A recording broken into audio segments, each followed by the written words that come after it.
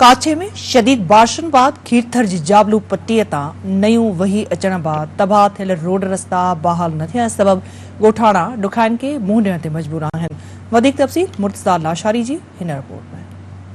6 ॾींहं गुज़री वञण बावजूद काछे वासियुनि जा रस्ता बहाल न थी सघिया। सरकार जी हिन इलाइक़े सां आदम दिलचस्पी ऐं लापरवाही सबबि चैन यूनियन काउंसिल जो गुज़िरियल 6 ॾींहनि खां रस्तो बंदि आहे।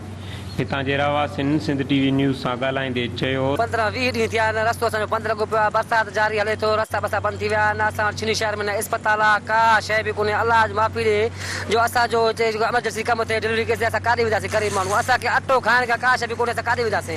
अचूं था ॿेड़ी वारनि ॾे, ॿेड़ी अचनि था 1000-1200 रुपया ॾियनि, असां बसि पोइ खणंदासीं। असांखे का सहूलियत हिते कोन्हे। सेवण खायासीं, असांजा हिते बनियूं हुया, घर हुया, कची जायूं हुया, उहे किरिया, कोट बि किरिया। असां उन्हनि जे ॾिसण में आयासीं, का शइ बि कोन्हे। रस्तो ग़रीब वीचारा सूरनि में मिसकिन वीचारा किथां खाइनि, किथां रस्तो का शइ पर अन्न वीचारा किथां खणी अचनि पिया आहिनि, किथां सामान वठी अचनि। वीचारा ग़रीब सूरनि में आहिनि। रस्ता बस्ता सभु बंदि थी विया आहिनि।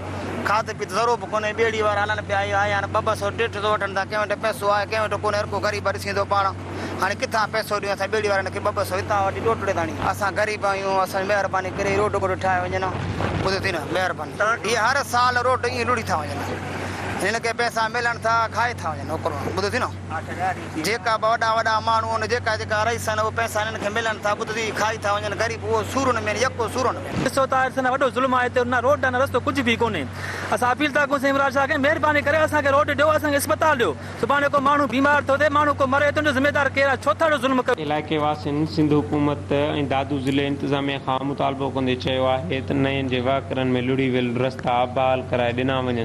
Murtaza Lashari, Sindh TV news.